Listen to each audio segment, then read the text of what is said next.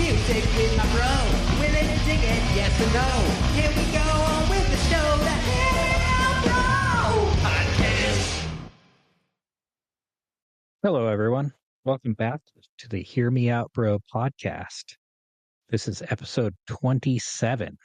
We did it. My name is Clark. I'd like to introduce my brother, Eric. Howdy. Nice. You still have the hay bales left over from last week?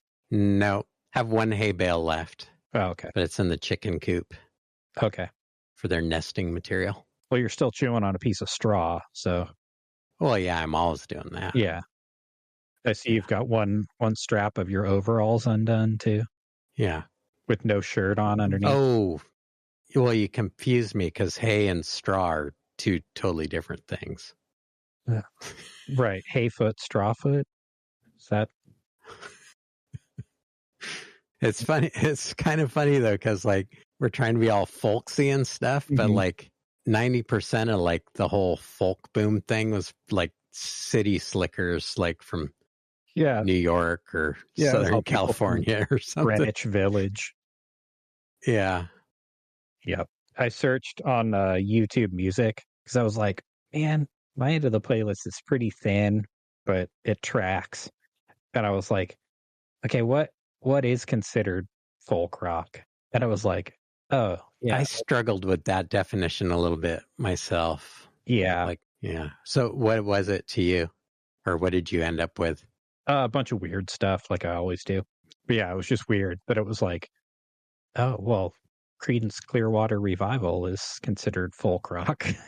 It's like, that's too easy. Yeah, kind of. Yeah. Yeah. It was just like, some of this is just too mainstream, you know?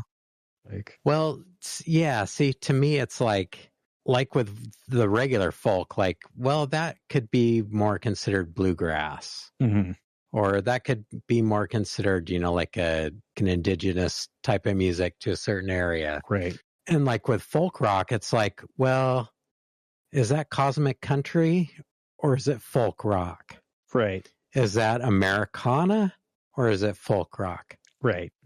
So like, yeah, I had to kind of weed through, and some of my stuff could kind of be Americana-y, but I tried to keep it like just like the folk ethos, but with electric instruments. Right. And rock influence. Right.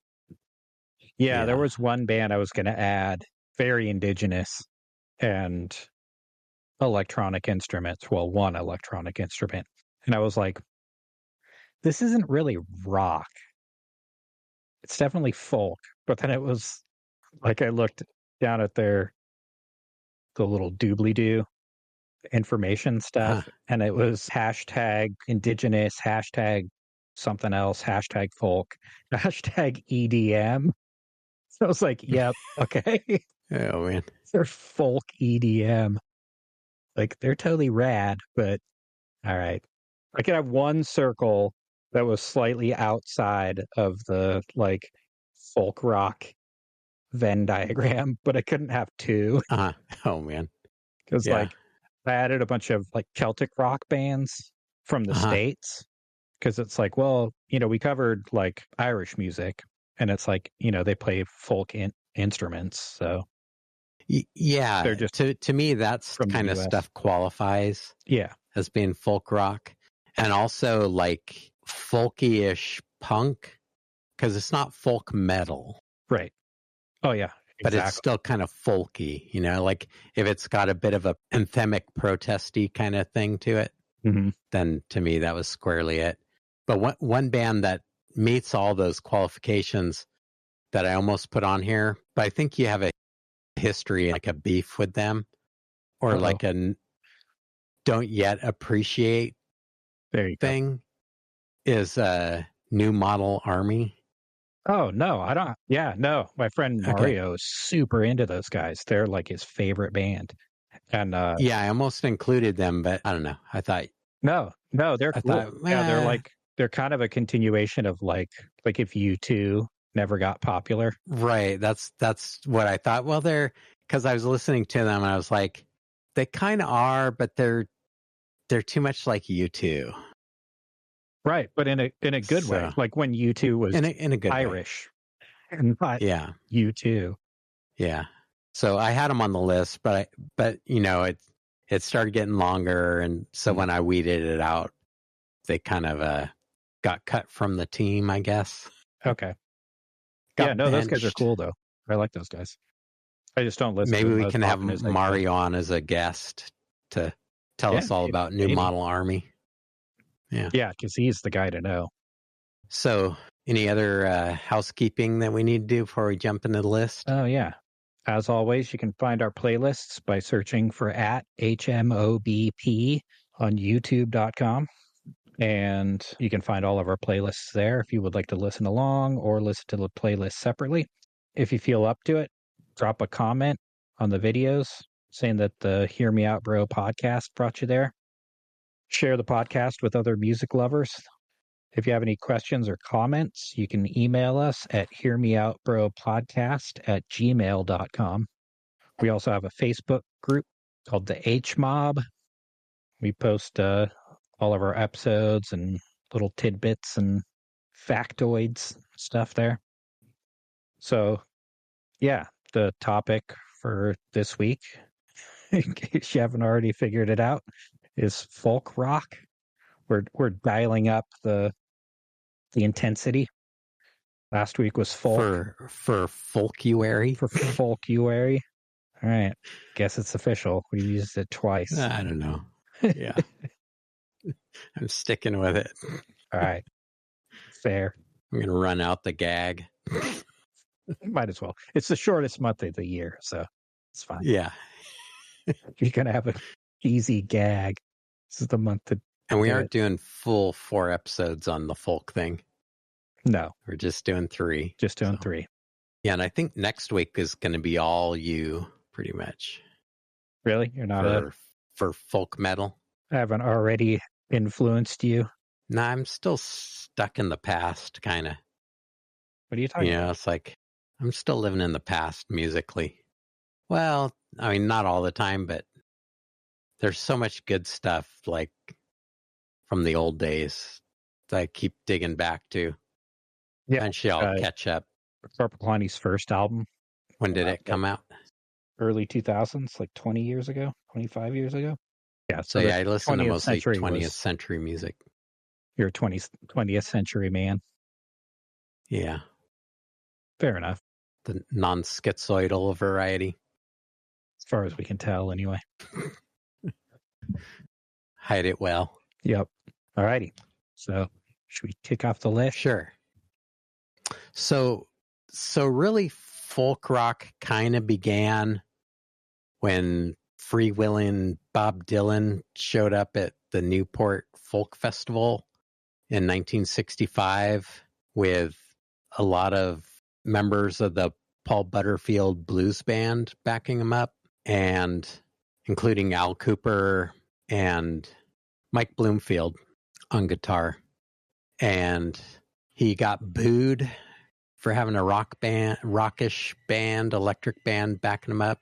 People call him a traitor, and it's very, very heretical to have electric guitars and stuff, drums with your folk music.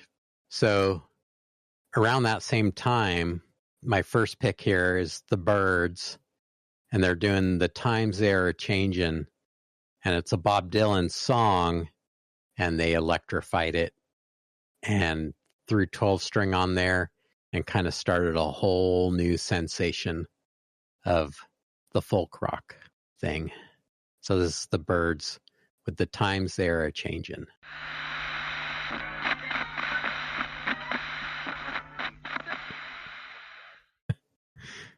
Man. So, by now the Beatles were happening, and, it's kind of a whole new sound, kind of a West Coast thing, Southern California thing, San Francisco thing. Okay. Yeah, it wasn't quite the hippie movement yet, but it's just around the corner. Right. So, any comments on the Byrds? Yeah. I don't know. I always confused them with the Yardbirds, which are really totally different. And, until about 20 years ago. Yeah, I don't know. They're cool, I guess. Well, I think the Byrds are cool because not only did they bring the jingle jangle, like kick off the folk rock thing. I liked what they turned into, but yeah, when Graham Parsons joined them and they started doing the kind of Americana country kind of stuff. Right. They got really cool too. So they had a bunch of phases, and like some of their later stuff, even that post rodeo, it's like some cool stuff too. Fair. I need to get one of those Rickenbacker guitars. Nothing else sounds like those.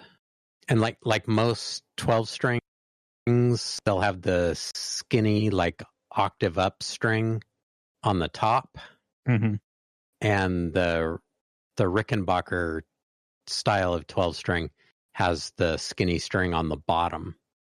And it's a really subtle thing, but it does make a difference in the sound. Plus the construction and the pickups of those guitars just really lend to that high chimey type sound. Right. That's cool. Do you think those girls got paid their weight in Quaaludes to wear those deerstalker hats and stand perfectly still? I couldn't tell if they were girls or if they were mannequins. I think they were actual women. I think so too, but it's hard to tell back then. True. And there was a dog. But yeah, either that was a super well-trained like pointer, or it was like a taxidermy dog or something. Yikes. Yeah, I don't know. I don't get the whole like, okay, so they were like bird hunters, I guess. Because they had shotguns. Oh, like yeah. the little vests and stuff.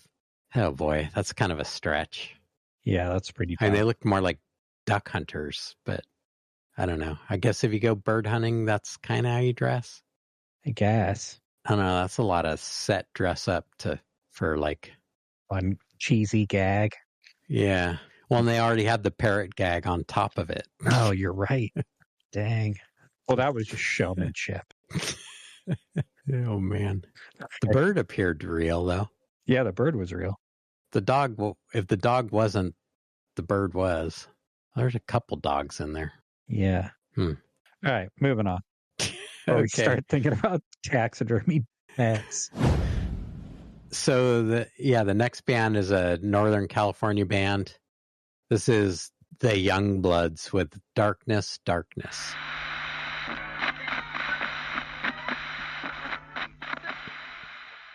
I think I've heard a cover of that song.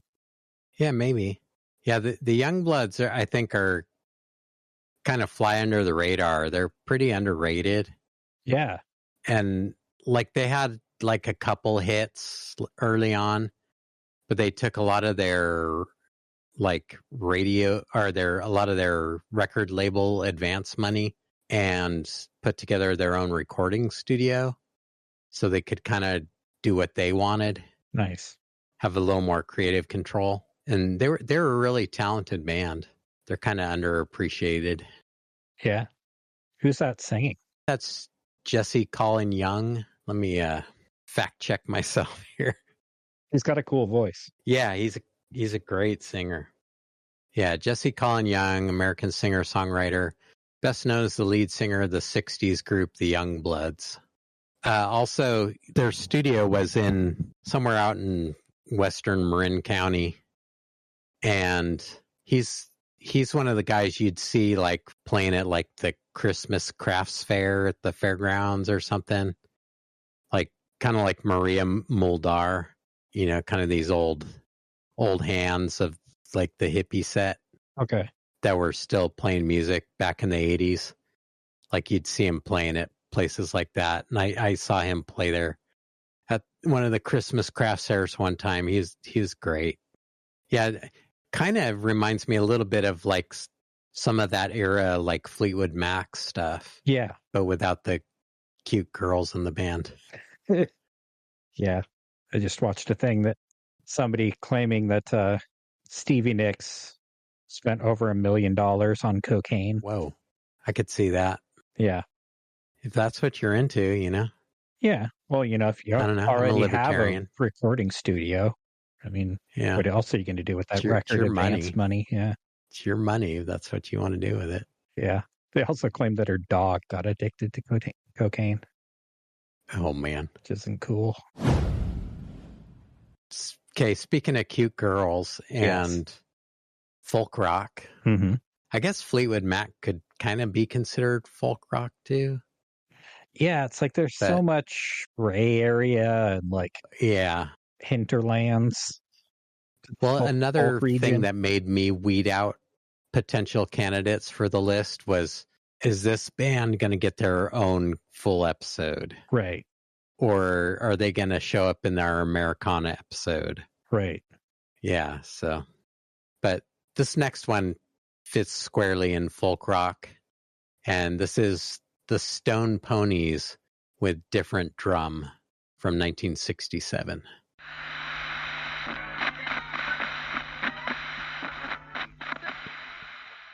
So that's what music sounded like the year I was born. Nice. Yeah, I mean, it's kind of got like that Peter, Paul, and Mary or the Mamas and the Papas kind of thing, but like without the whole vocal group harmony kind of thing. But like that kind of music, you know? Right.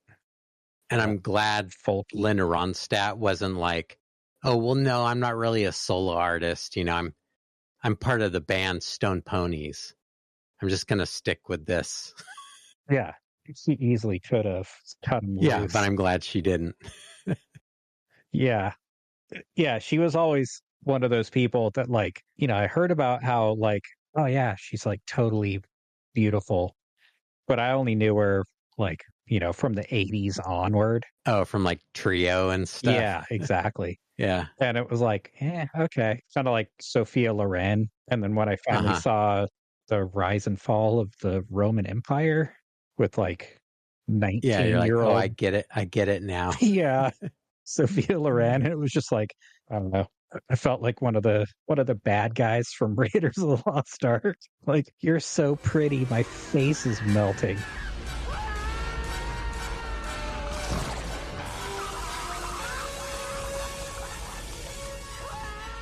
So it's like the same thing with Linda Ronstadt. It was like, oh man, first time I ever saw her from back in the 60s. It was like, oh, okay, yeah, all right. Yeah, or even the 70s. Yeah, I get it. Yeah, I guess Trio could be almost like how I talked about in the past, how we used to ask people who their favorite Charlie's Angels was. Oh yeah, totally. Like, on a little more obscure tip, I guess you could do the same with Trio. It's like, who do you like better? Emmylou Harris, Linda Ronstadt, or not? Who do you like better? But like, what? Yeah, your pick. Yeah, or Dolly. Who are you a bigger horn dog for? Right. Yeah, because like Dolly Parton was kind of the same thing, but like, I don't know, she was even a little more like country fried. Yeah. Like, I don't know, not hee-haw, but like closer to that. A little too like Grand Ole Opry kind of stuff. Yeah. And then like a couple years ago, I watched 9 to 5 over at my friend's house. Oh man. VHS. Like 5 years ago. My friends are weird. And it was like, oh man, Dolly Parton's totally adorable. Like, oh, totally. Yeah. And there's like the meme of like Dolly Parton back in the day. And the text on it says something to the effect of like, holy crap, what does Jolene look like? Oh man. I heard Marty Stewart telling a story one time that Merle Haggard relayed to him. Mm-hmm. And Merle Haggard and Willie Nelson and like, I don't know, a bunch of those old country guys. And maybe Waylon too. But yeah, like Dolly Parton was there too, and she was talking to them. And then she like walked away, and the guys were sitting at the table, and I think it was Waylon Jennings said, people always think they know the best part of Dolly. Oh yeah. Or people always get wrong like what Dolly's best feature is, you know, because she was famous for having large breasts or whatever. Yeah. But she's walking away, and Waylon Jennings said, people always get it wrong, like what Dolly's best feature is, as she's walking away. And so you know what all the guys are thinking. And then he's like, it's her mind. Yeah. Got her. I'm sure I got all of the facts wrong in that, but like you get the gist of it. Yeah. Dolly Parton's so cool. So who would you pick out of Trio? I don't know. Probably, I don't know. That's a good question. Just for the sake of the show, I'm not for like any like life decisions or anything, or like time travel arrangements. Time travel arrangements. Yeah, probably Dolly Parton. Just because, like, can you imagine just hanging out with her? Like, well, she has an amusement park with a dirt bike track on it. There's that.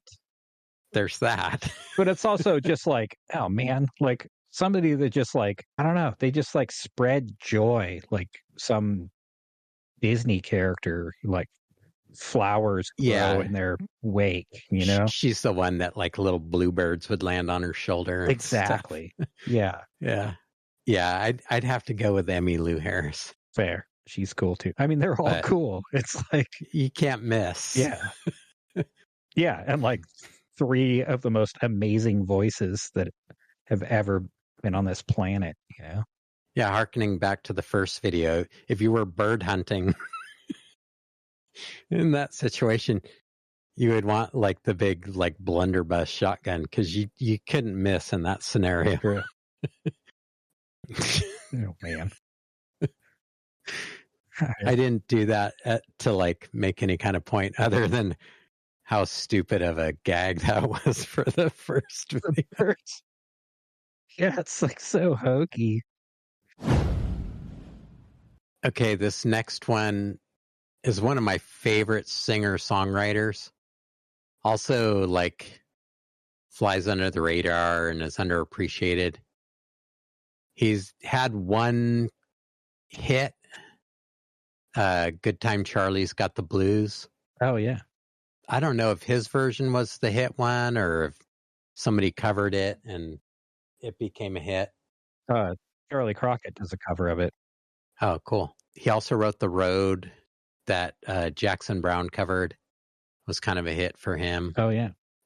Kind of brought his music into the spotlight a little bit. But this is Danny O'Keefe with I'm Sober Now.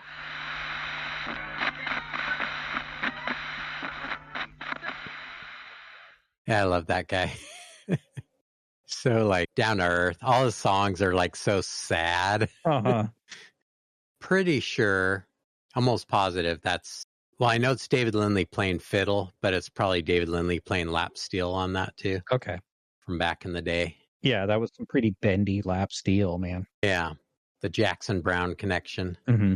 Actually, David Lindley played fiddle on the Trio album too. Oh, nice. But yeah, I'm probably going to do a whole Danny O'Keefe episode down the road because there's a bunch there. All right. It's like fertile diggings. Yeah, he does singer-songwriter stuff, but it's like kind of like how Warren Zevon was like his own thing. Uh-huh. Like Danny O'Keefe's kind of the same thing. It's like not going to appeal to everybody, but like David Letterman probably listens to him. Right. Kind of thing, you know? Right. It's got his own flavor. Yeah. A little bit offbeat. Uh-huh. I can dig it. This next one, this guy is definitely folk rock and he has more folky-ish sounding songs. Yeah. But in my opinion, this is his best song. Yeah, I almost added him last week. So I'm glad you put him on here this week. Saying that this is my favorite song of his is saying a lot. Right. Because he's got a lot of like just killer songs. Yeah, it was like two years ago. I was just like, all right, yeah, Wreck of the Edmund Fitzgerald. And oh, yeah. I know he wrote other stuff and it's like Carefree Highway. Yeah. And so it's like I almost wanted to put 2 songs on here. Yeah, I got a bunch of his stuff and started listening to it like 2 years ago. And it's like, yeah, he's great. He's fantastic. Okay. Yeah, like if you want some CDs for the bunker, get Gord's Gold 1 and Gord's Gold 2. Right. So this is Gordon Lightfoot with Sundown.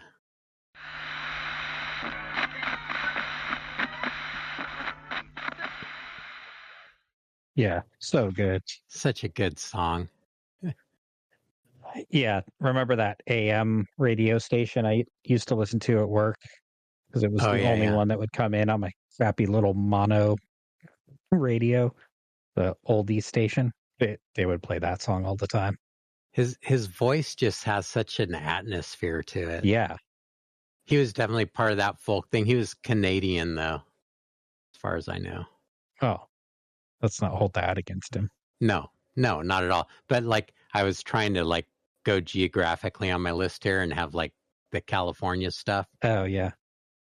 I mean, he fit in with that whole like, denim shirt, corduroy. Mm-hmm. Yeah, definitely part of that.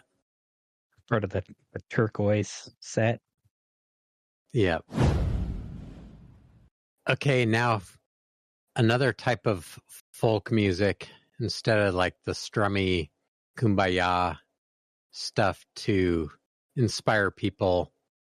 There was a folk rock scene in the late 60s, early 70s in England also. Mm-hmm. So we're going to travel across the pond and check out some English folk rock groups. This first one is not Steely Dan, but Steel Eye Span, All Around My Hat.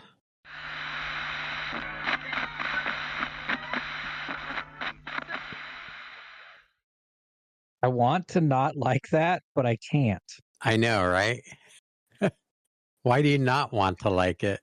It's like if there were dials, like the Ren Fair dial would be turned just like one click past my comfort zone. Uh-huh. But it's like it works. And it's like it's just But fun. the rock is also one dial past. Yeah, it's like a little too it's pretty proggy, but then it's also got kind of like a funky bass line a little bit. Yeah, there's some sweet gear in that video. Yeah. I want all those guitars and that drum set. And like I know I've seen that lady before, but I just looked them up and it's like well, they have other songs that I don't like that are like way Ren Fairy. Mm-hmm. But like this, I mean, how can you not like a song about a hat? One. And I just like how bouncy rockin' this one is. Yeah, but like making a willow wreath and wearing it around your hat. Yeah. Like, yeah, that's pretty cool. I like how she's like getting into the vocals too, Mm-hmm. She's going for it. It's like good. Yeah, she's got a great voice. Yeah. Here's another band that's like really in that similar vein of what was happening in England around that time. Mm-hmm. And I may need to add, like, I knew there was something that I was missing when I was adding stuff to the playlist. I may need to add some T-Rex, Mark Bolan on here. Oh, we'll have a T-Rex episode. Okay, fair. Yeah, because that had some T-Rex vibes to it, which is probably what drew me back. That was like, oh, okay. I can dig it. Well, when T-Rex first started, they were like acoustic guitar and bongos. Right. They were really folky, but they were so like funky spaceman hippie that they kind of became their own thing, leaned into it. Right. But yeah, this next one is really like right in the similar vein as Steel Eye Span. And this is Fog on the Time from Lindisfarne. Do you know what Lindisfarne is? Isn't it a place? Yeah. Do you know what it's famous for, though? No. It was a monastery on a tidal island off the east coast of England. And was it a walkable tidal island? Yes. Yeah, Okay. except at high tide when it was Right. an island. And there were other Norse raids that had happened before that, but the raid on Lindisfarne was the first one that was recorded in history. Okay. Yeah, we used to walk out to a place when I lived in Laie. We used to walk out to a place called Goat Island. That was tidal. Like you could never walk across on dry land, but you could wade out to it. Mm-hmm. That's where I learned that if you step on a sea urchin spine, that you pee on it. Oh, fun. From first-hand experience. Yep. Also, apparently Wicca 4 used to be tidally connected to the mainland. Enough to do that also. That makes sense. But not so much anymore. So you have to take a ferry now. So this is Fog on the Time from Lindisfarne.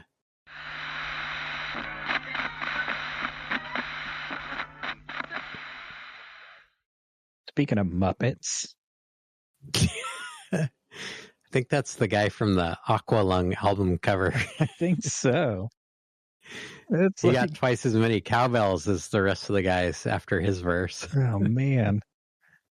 And then, like, what was up with his voice? Like, I don't know. Man, it was crazy. Yeah, wild man from the Tyne. Not enough people wear tank tops over long sleeve shirts anymore. Yeah, or like the knitted vests with like a long sleeve shirt underneath. Yeah. Like that, speaking of islands, that Fair Isle pattern. Mm-hmm. I want a Fair Isle pattern vest. That would be great to wear over my white Union suit top, my beret. Nice. Okay, anything else about Fog on the Tyne? Probably a drinking song. Maybe. I mean, the Tyne is a river, so. Could be talking about something else. Maybe. They did talk about going pee on a wall. So, be anything. Maybe. A lot of stuff going on there. Right. So, I don't know. I'll lay off these guys for a little while, but this is more Richard Thompson. Uh-huh. So this is Fairport Convention with Who Knows Where the Time Goes.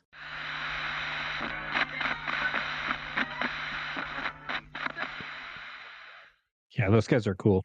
Yeah. You introduced them to me last year, and they're perfect for like doing woodworking out in the garage. Oh yeah.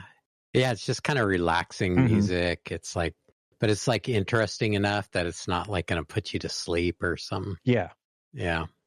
Did you see the little factoids there? Like the little VH1 behind the story factoids on the screen? No. It said that was voted the greatest folk rock song of all time. Whoa. In 2006. And their following album was voted as being the most influential folk rock album, Lasian Leaf. This song is off Unhalf-Bricking, which is my favorite album theirs. And it also has their version of The Ballad of Easy Rider. Nice. Which I played the Birds version of on our movie themes and soundtracks, because it was in Easy Rider. But Fairport Convention does my favorite version of that song. Right. And Sandy Denny's voice is just so beautiful. Totally. So, like with potato chips, you can't just eat one. You do one more. This is Richard and Linda Thompson from I Want to See the Bright Lights, which is, if you don't have that album, just go listen to it. Go buy it right now. Right. Yeah, this is Richard and Linda Thompson. And this one is, we mostly get to hear Richard sing. And this is When I Get to the Border. Another great song.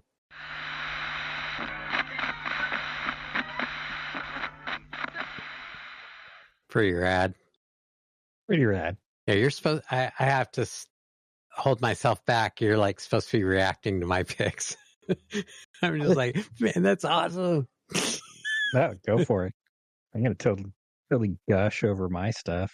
So I love the chanter and stuff at the end. They're going back and forth between like those and just this like screaming ice picky Telecaster. Great. Just like totally screaming. Yeah, it's pretty cool. But yeah, but I like his songs because they always have like that little lilt in it, you know, the turns of phrase that he does. It's like so folky. And I guess like while we're in England still, like this time period, I mean, really, you could include Led Zeppelin, tons of Led Zeppelin as just being straight folk rock. Yeah, they were on one of the lists that I saw folk rock bands. And it's like, yeah, true, but they're Led Zeppelin. They're like bigger than the genre. And it's like just because somebody was playing a mandolin or something, it's like, well, it kind of needs a little more. I mean, Jimmy Page was influenced by all of this stuff. Totally. And Robert Plant was pretty folky. Oh, totally. When you think about it, we'll tackle the Zepp at some point or another. Yeah. Yeah, they were playing a recent Robert Plant song at the grocery store yesterday. It was like, dang, he's still got a great voice. Oh, yeah. It's like his voice is almost better now than it back then. Like, yeah, it's like kind of worn in or something, like an old baseball mitt. Right. Yeah, it's like it's still recognizably Robert Plant, but he's not trying to like do all these bird calls. Yeah. Well, he's not trying to keep up with John Bonham. Right. And Jimmy Page with a Marshall stack or half stack. Yeah. I don't think he ever played full stacks. Well, I'm sure he played full stacks, but he usually just played a couple of half stacks or one half stack. Stacks and stacks. So staying in England, but like moving forward a little bit, or Great Britain and moving forward in time a little bit. This is Billy Bragg with I don't have my glasses on. Waiting for the Great Leap Forwards. Waiting for the Great Leap Forward.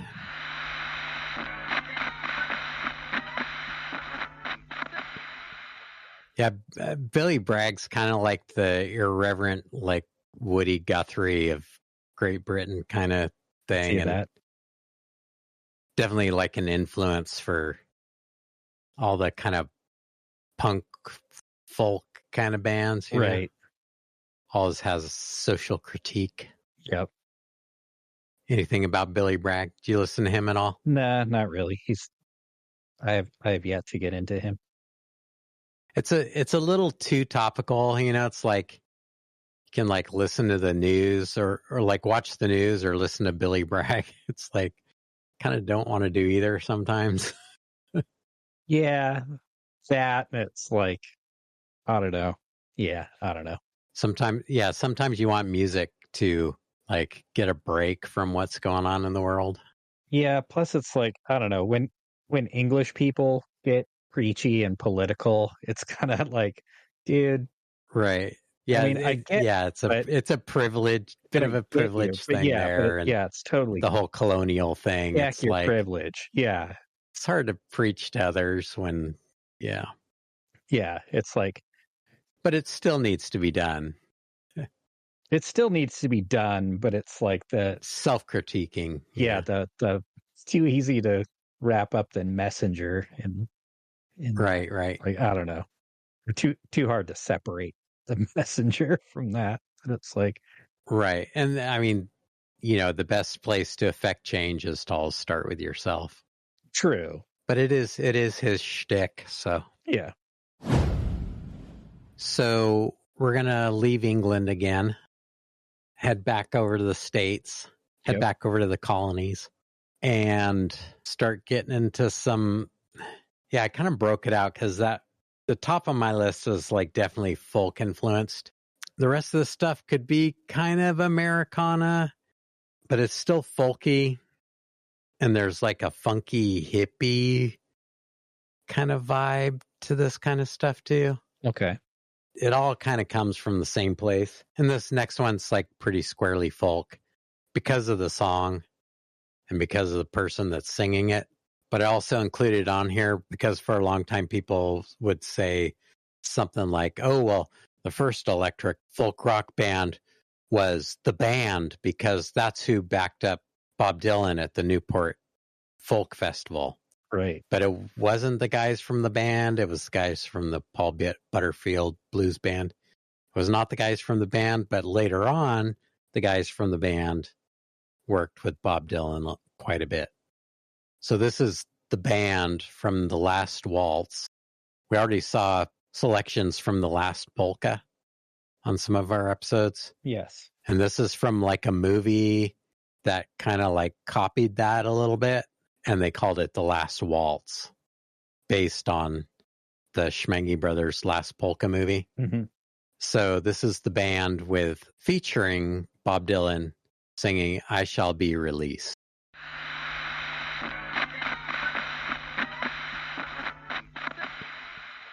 Yeah, it's a good classic folk rock song. Yeah. Covered by many people. It was like a folk rock who's who up on stage there. Kinda. For that time period, I guess. Yeah. That's originally why I started playing guitar. Really? Well, not this song in particular, but knowing that if I ever got up on like an all-star studded stage, like finale kind of thing. Yeah. I wouldn't want to have to be one of those poor saps just standing there like singing. Wait. I would want to like be holding something in my hands. You know, have a prop. Yeah, waiting for the chorus to come. Just kind of standing there awkwardly. Yeah. That makes sense. Okay. Some more hippie stuff.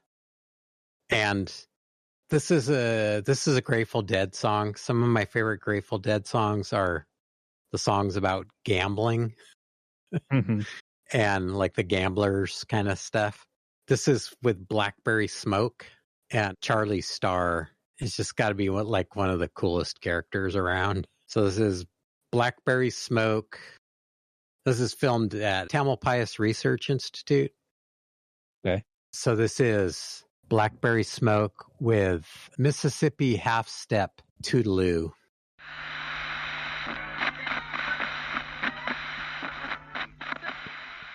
Yeah, I can see why you like that. Yeah, I mean it goes on like most Grateful Dead stuff. You know, they kind of stretch it out and stuff. Mm-hmm. But Charlie Starr's so cool. He's like Radagast in bell bottoms or something. You know, he's got such a cool voice, and can't tell if he's a hobbit or a wizard, but he's probably both. Right. Yeah, the production on that's really pretty good. Like good sound quality. Yeah, totally. Nice camera work. They do good stuff there at Tamalpais Research Institute. They have a whole YouTube channel where they have various musical guests come and sit in with Bob Weir, and they film it and record it well. And Nice. if you're into that kind of stuff, it's a good place to check out. Okay, this next one is a pretty folky band. They're pretty squarely Americana too. They have more folky kind of stuff, and they have like straight acoustic stuff. Okay. But I like this song because it's just cool. This is the Wood Brothers with Honey Jar.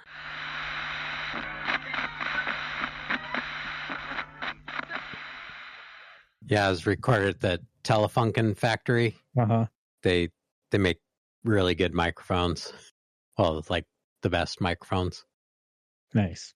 They used to make the best vacuum tubes too, but not anymore. But yeah, I love those guys. Man, they put out a lot of sound for three guys. Yeah. They're just playing a bunch of old vintage equipment and stuff. And I mean, that was live. It sounded so good. Well, yeah, you'd hope coming from a really good microphone company. They'd have everything all dialed, but I mean the performance too, you know. Yeah, it was pretty cool. Yeah, the Wood Brothers are cool. They're one of those kind of touring bands that plays small places and festivals, and they do a lot of cool stuff. Cool, if you like that, there's more.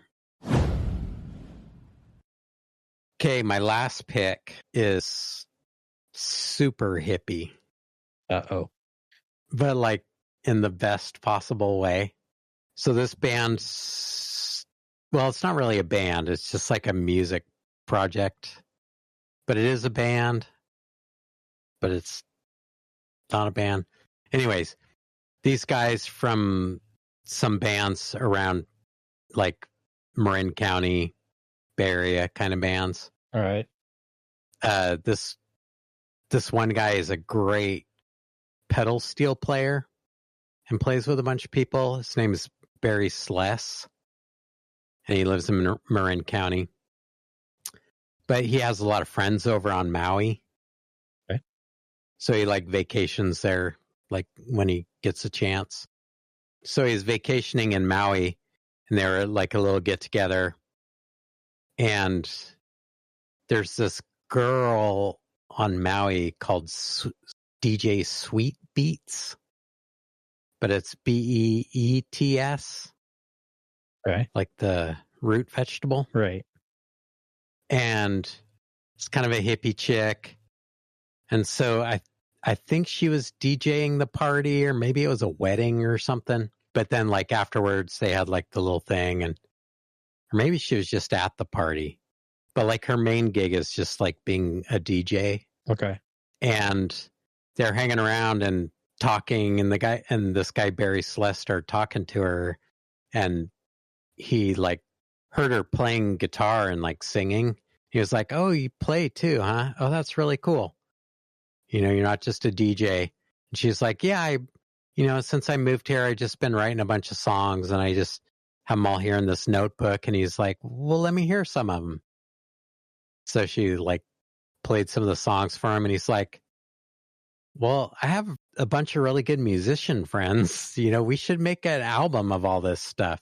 And it just like happened from that. So yeah, it's like kind of like Pete Sears is on bass, who played with like Jefferson Starship and a bunch of other bands. Probably should have been the bass player for Jeff Beck Group, but moved from England. Pete Sears played on the Rod Stewart albums Gasoline Alley and Every Picture Tells a Story. He also played on Maggie May and Reason to Believe, Never a Dull Moment, and Smiler, also Rod Stewart albums.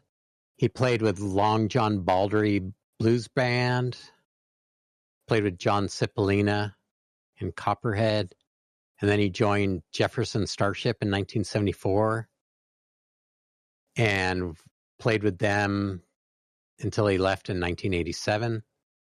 Then he's played with like all the Marin County hippie set. But yeah, he's like played with a bunch of people. He was in Stoneground before he played with Rod Stewart, I think. So he's like a British dude.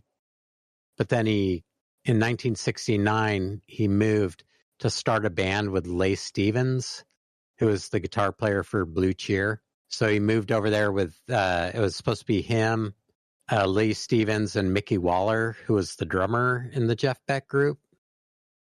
And they recorded an album called Silver Meter, is the name of the band. Okay. And it's one of those albums that never took off, but check out that album, Silver Meter. Holy cow. Really cool album. One of those like proto blues hard rock albums. But like when that band fizzled, he moved back to England and started playing with Rod Stewart. But from being over there in Marin County, he liked it. So I don't know. That's all Pete Sears' background as a bass player. But he plays bass on this song. And Barry Sless is known for being a pedal steel player. plays with a bunch of people. But on this album, he's also a great guitar player.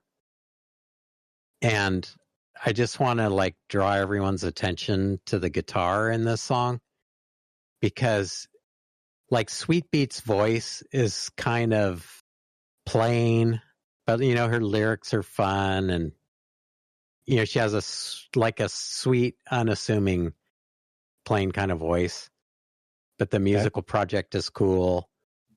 But Barry Sless's guitar playing on here is like, to me, it's like close to perfection. And it's just an acoustic guitar, but like pay attention to the acoustic guitar in this, because yeah, it's amazing. Barry Sless. So this is Sweet Beats and the Kind Hearted Band with Bless the Day.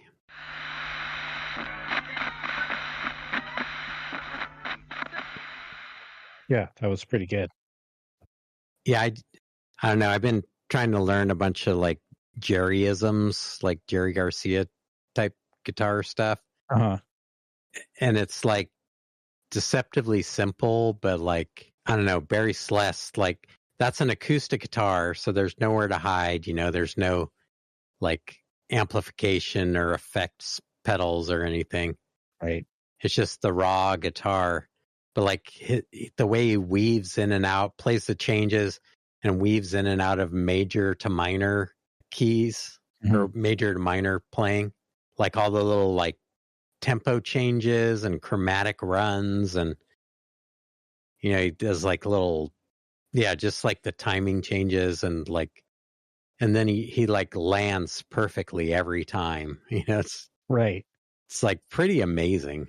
I don't know, it probably just sounds like guitar to most people, but like for a guitar nerd, it's like, dang.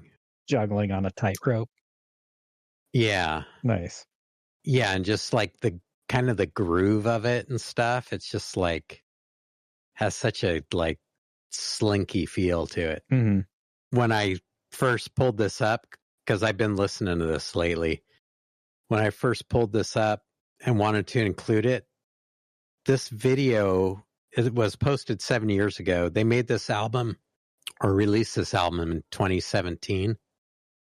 Yeah. And this video, when I first pulled it up, had 77 views. So like this might be one of the most perfect guitar played songs that I've ever heard. And it only had 77 views, like 11 views per year. Yeah, it's got 81 right now. Yeah, because I've been doing research and adding it to our playlist and stuff. Yeah, those last few are like me checking it out and us listening to it right now. I don't know. There's so much music that's just not getting heard. Oh, yeah. But like this whole album is really cool. Like super fun songs. 77 views. Like some of my music, actually I think all my music videos that I have on my own personal YouTube channel have more views than that. Dang. And can't play guitar like Barry Sless. Maybe someday. But yeah. Yeah. Check it out. It's really good, people. So that's kind of wraps up my list. I mean, I could add so many songs on here, but I wanted to weed it out because I know our shows are getting lengthy, and I want to save stuff for like individual artists or albums or places or genres. Right. That some of my picks might have been a better fit in. So with that, I'll hand it over to you and we can check out all your picks. Okay. So I added a couple bands that are rock bands that do kind of Celtic trad rock kind of stuff. Oh yeah, my last pick actually hopped across the Pacific. But are we going to be hopping back and forth across the Atlantic on your picks too? A little bit, yeah. But we're going to start here in the U.S. with one of the original American Celtic rock bands. This is the Tossers from Chicago doing the version of the Dampton Worm song adapted from the Lambton Worm song for the movie Lair of the White Worm. And yeah, so this is the Tossers with the Dampton Worm.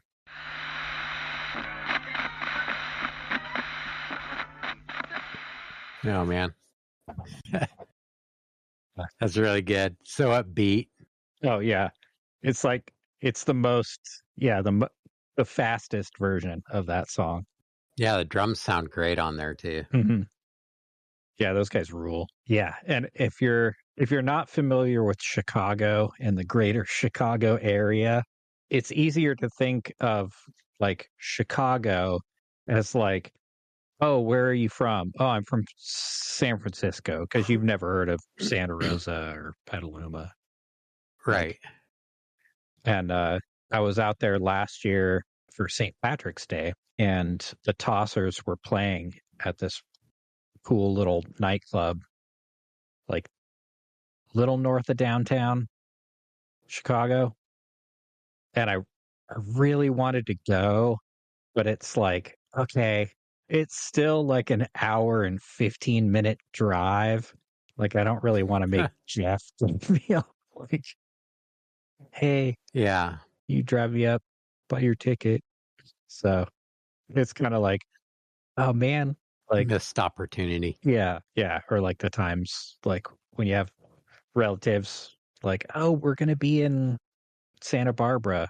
Do you want to come visit us while we're out here? It's like, no, that's like right. 4 hours away. Sorry. But it's just right there on the map. Yeah. It's in California. It's not quite that bad, man. but it's still like, holy crap. Like, it doesn't seem that far away, but it's like, it's a bit of a drive. I'd be like, Yeah, I remember me and my friend Sean, when we were just kind of wage slaves working at EMG, we got really into like, it was like when renting videos was like a thing, you know? Mm-hmm. And we'd go to the little video rental place that used to be across from the donut shop that Cena worked in at the where A and B we used to be, where Oliver's is now. Yep. Yeah, we'd go down there and pick out a video to watch like on a Friday night or whatever. That was like our thing to do. Yeah, we went through like a little horror movie phase kind of thing. That's when we came across the Lair of the White Worm, like in the late 80s, and it was like, whoa, what is this? Yeah, I watched it with Bjorn and his parents, probably about the same time. It was like, whoa. Yeah, probably not the movie to watch with our mom and dad. No. But yeah, I hadn't seen it probably for close to 30 years, and if not over 30 years, and just watched it again the year before last, or going through all my folk horror favorite movies. Yeah, that movie made me really question a lot of things. Like what? Am I goth? Yeah, what's her name? Maybe I should be goth. Yeah, I don't know. Like, be careful with that. All the goth people I know hate that movie. Well, apparently I'm not goth then. No. Guess I just finally got my answer. Yeah, so you don't have to be goth to like Amanda Donahoe. Okay. So, like a weird coincidence, I was showing the Lair of the White Worm to a friend of mine, and like the week before I started watching this show on Disney Plus called Renegade Nell. It's about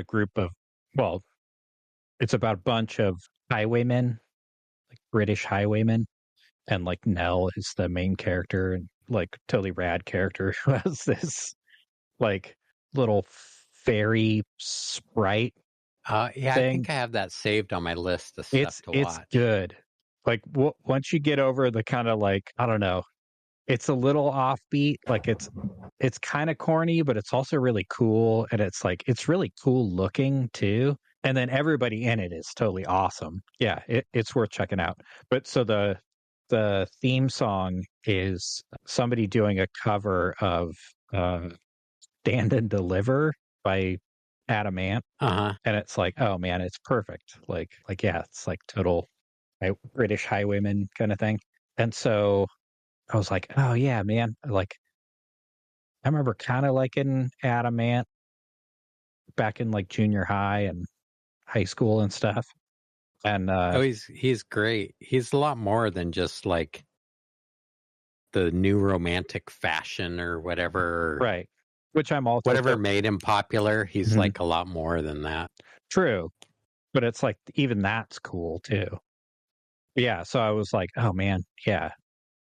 I gotta start listening to more Adam Ant again. And so I was watching the video for Stand and Deliver because I was like, man, that song's so cool. And guess who is in that video? And that was like her very first like on-screen performance. I don't know. Amanda Donahoe. It's been a while since Oh, really? Nice. From Lair of the White Worm.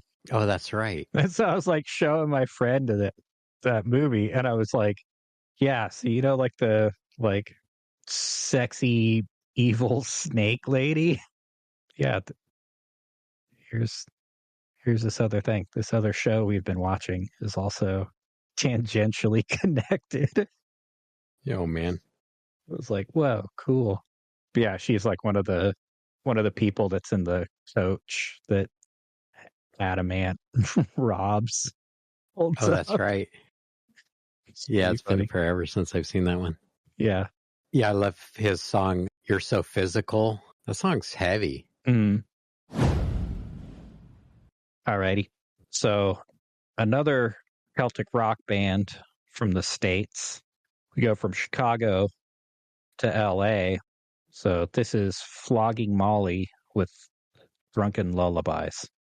And Dropkick Murphys might be more famous than Flogging Molly, but only just. And everybody keep them in your thoughts and prayers and in your hearts and minds, because the singer was just announced today. He's got some health problems and they had to cancel their tour and bummer.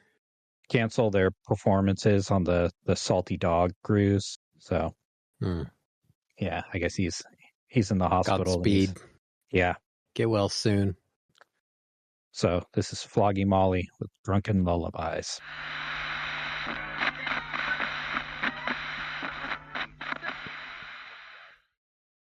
Yeah.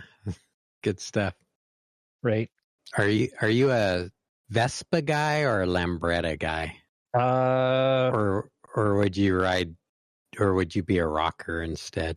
Yeah, I don't know. Yeah, probably a rocker. I mean, scooters are cool, but I was never really into them. Yeah. Yeah, I think I'd rather have something a little like a 4-stroke instead of a 2-stroke, and something that's a little more powerful. Right.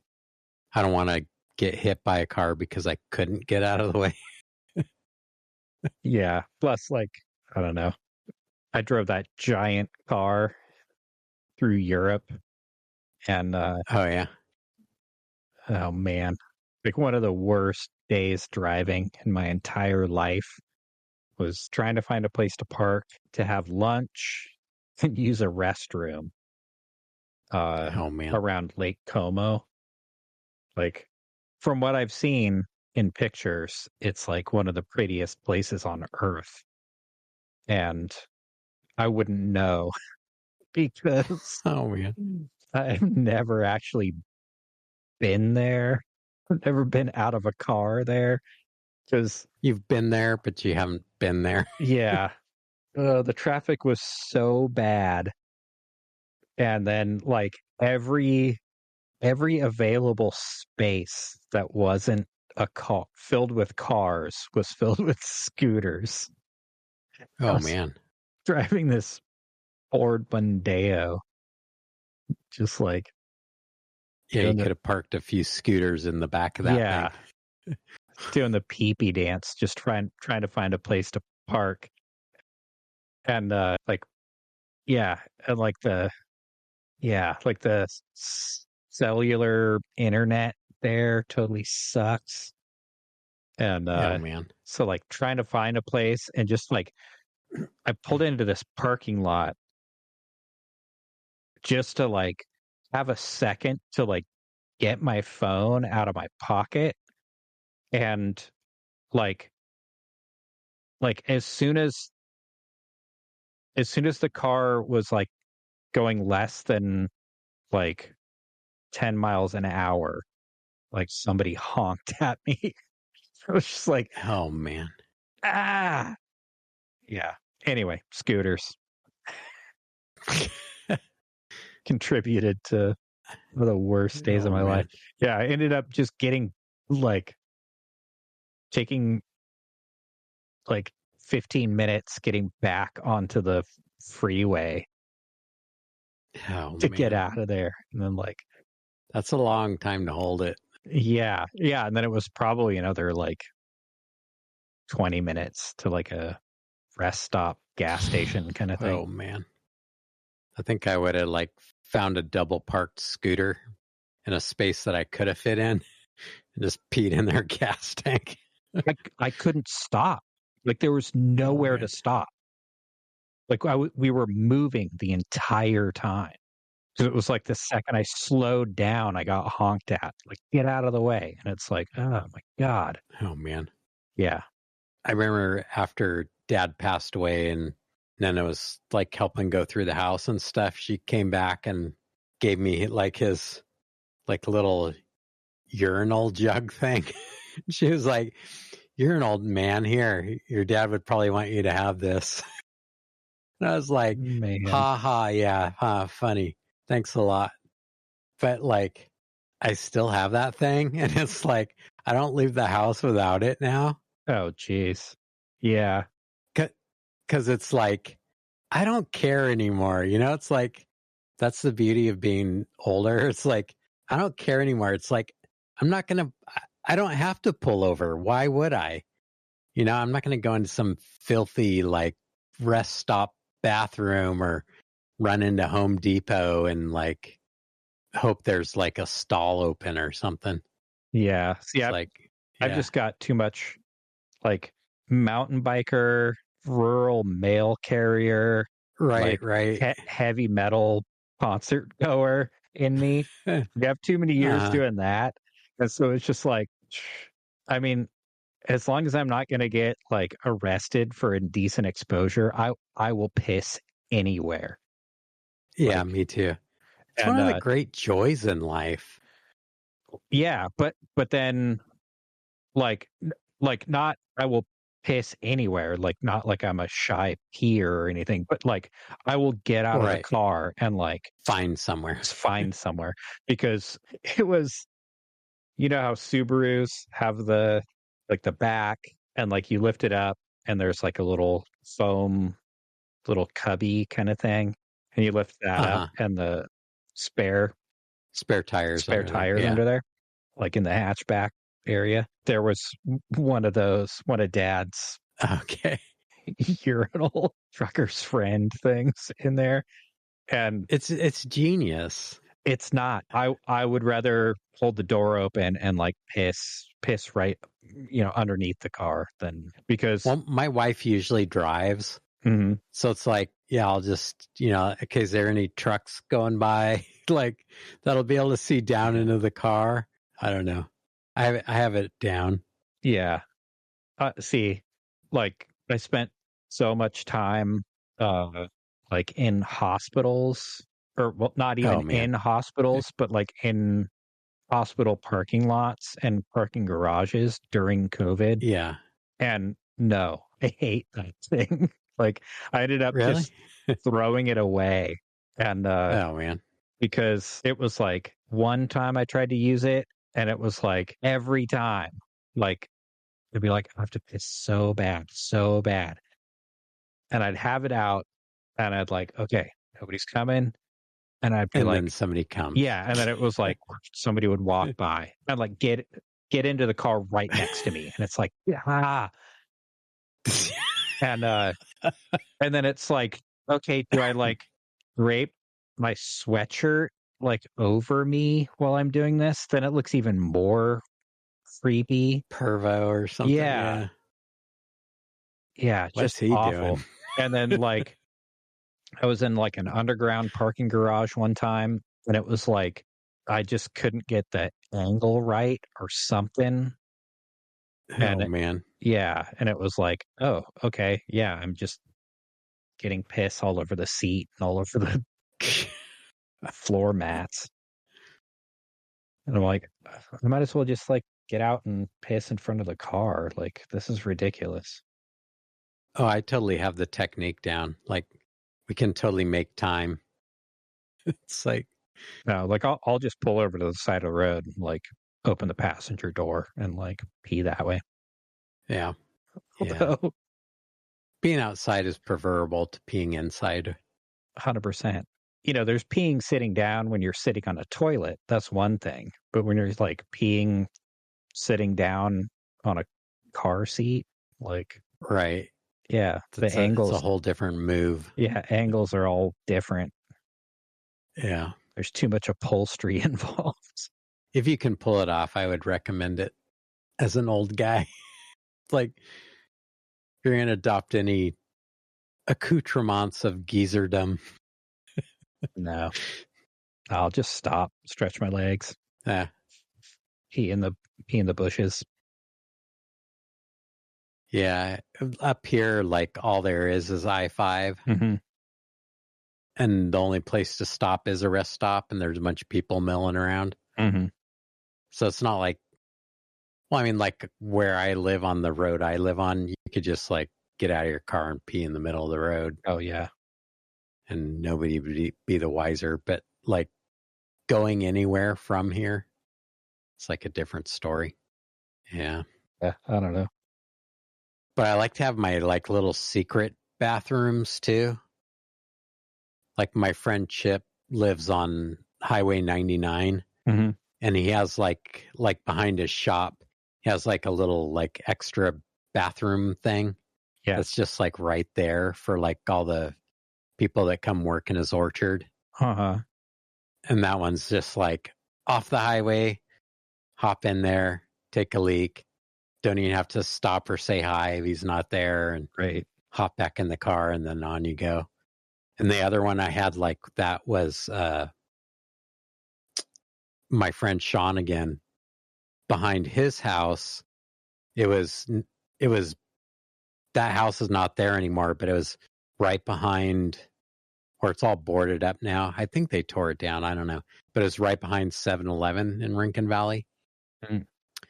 And then behind their house was the bathroom for Carter's feed. Right. And it was always open, but like he'd have to leave Carter's feed, go out there, back behind there to the driveway, and go to that little building. But it was always unlocked. So like if they were having a big party or something and a bunch of people were waiting in line for the bathroom, it's like, I got my own like little secret spot that nobody knows about. Right. Yeah. Yeah. Yeah, on my route, there was the hot rod guys built this outhouse with like a flush toilet in it. Nice. And they're like, yeah, you can use it anytime. I'm like, awesome. And then like a month later, they put up this big automatic gate. I'm like, oh man, what are you going to give me? I can't like use it anytime I want. Clicker for the gate? Come on. And oh man, yeah.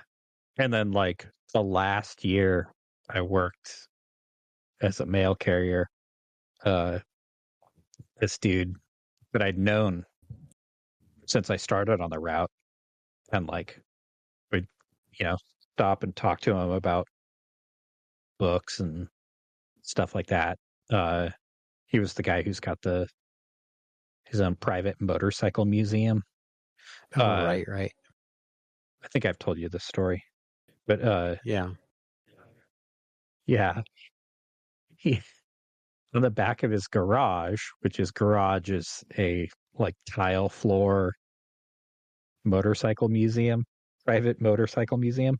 On the back of it is this toilet, like this flush toilet that looks out over like the whole Valley Ford Valley, like Nice. out to Point Reyes and stuff. Like you can kind of see like a little bit of the ocean. And like it's always gorgeous out there. Oh man, It's that's like the perfect bathroom break. Yeah. It's like, oh man. Like I tried to never have to go number 2 out on the route, but if I ever did, this would be the spot to do it. Man. You'd feel like Conan sitting on his throne at the end of the Conan the Barbarian. Just like and master of the world. Tangent on a tangent. Okay. So, keeping with the American Celtic rock bands, this is a local group, which maybe you've heard of. Maybe cool. Maybe one of our listeners has heard of these guys. I've seen these guys a bunch. They're always fun. This is Lucky Old Bones doing cover of the Pogues, The Boys from County Hell.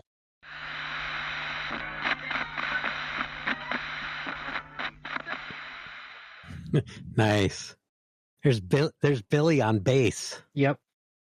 Hey Billy, if you're listening. Yep, we love you. Yep, we do. We're gonna have to have him on the show one of these days. Yeah, I've seen that band a ton of times. They're always good. Man. Yeah, Johnny on drums cracks me up too. Oh man.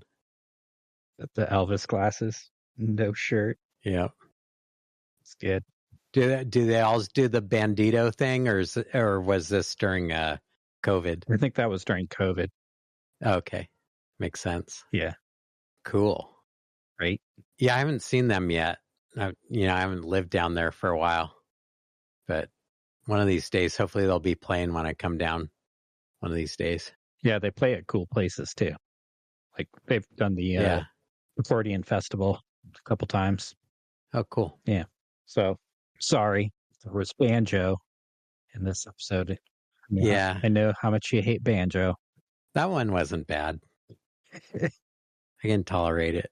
Okay. To get to see Billy rocking on bass. Right. That's cool.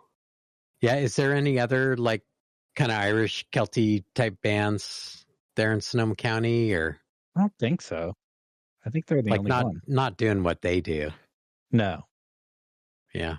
That's cool.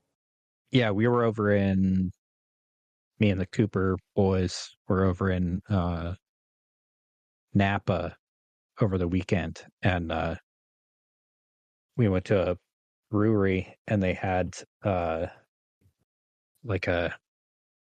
their little tap room thing, they had like this little kind of private room, like it was glass and had a glass door, but the door was open, and it was packed with people, most of which were the band, and they were playing like some really cool like country and bluegrass and stuff. Like I wanted to get more information, but there wasn't any, and it was like a private event. But yeah, we were like standing there waiting to order our burgers. We were like, whoa, these guys are awesome. No, that's cool. Yeah. You don't remember the name of who was? No, there was no signage, no nothing. And it wasn't like they were playing, like it was like a private room, but the door was open. So it was like, you totally felt like a looky-loo if you stood there too long. But it was like Man, this is cool. Yeah, we'll have to have Billy on sometime because he's like even a bigger music nerd than I am. Like, and I think he's had radio shows and stuff. And like he knows about a lot of different kinds of music that I have no idea about. Right. I thought it'd be cool to have him on to do like a guided by voices episode, like a convincer. Right. Because like sort of like you with the New Model Army, like I haven't listened to them enough to like have a totally formed opinion on it. Right. But I know that I would probably like them. Right. If I had somebody to like initiate me in it. Uh-huh. Yeah. And he's like one of the old timers from the old punk rock days that was always into the cool stuff, like, yeah, those guys. Right. Yeah. Nice. So we're going to leave America. We're going to leave the mint flavored shamrock shake Celtic America and go to Slovakia. And this is a band that I heard one of their songs and instantly fell in love with and just celebrate their entire catalog. This is Hrdza with playing well, it translates to girls. I don't speak Slovakian. You're not going to do the translation? No.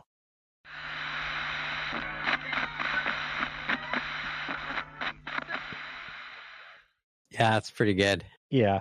And it's like out of all the European like native costumes, like traditional native costumes, like Slovakian outfits are the coolest. Like, yeah, they're right in that sweet spot. They've got all the cool stuff, like all the cool stuff that like everybody else has, but like to the nines. Like, yeah. Out of all the Vakias, like Slovakia would probably be the most like my pace, Maybe. I mean, I think I'd fit in there way better than Fast Vakia. Terrible. Okay, so you had 2 Richard Thompson songs. So, nice. Yeah, I want to hear some more of these guys too. I don't feel bad. I like that one. Like more Hrdza. Yeah, it's like every single song they do is fantastic. But this next song, you were talking about how Sweet Beats and the Kind Hearted Band, how that video only has like 81 views. Yeah. And, we're gonna probably send them another half dozen. This next song has 47 million views. Oh, man. And I think when it got to like 40 million views, they posted on Facebook, like, we never would have believed that like we would get 40 million views. I was like, yeah, I think 20 million of views are mine. Oh, wait a minute. I think I know this one. I've seen this one before. This is hands I love this video. Yeah, hands down one of my favorite songs of all time. And then like this video, totally deserving of that number of views. Absolutely. And it's just like, this is a total mood lifter. And it's like, yeah, like I'm never not happy when I'm watching this video. Like, it's just so adorable and so awesome. And the music is fantastic. And it's just like, I couldn't love this more. Like, 100 out of 10 stars. So this is Stefan.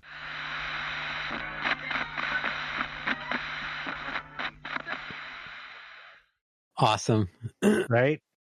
I'm so glad that like finally made it onto our podcast. Oh man. Because like that is kind of why we started doing this whole thing is, we'd like chat on the phone or something or like hang out at Christmas and be like, oh, have you ever seen this? Or, oh, have you heard these guys? Totally. Yeah. And I mean, that like, we just sort of like, well, let's record it so other people can listen to our goofy talking about all this stuff and playing stuff for each other.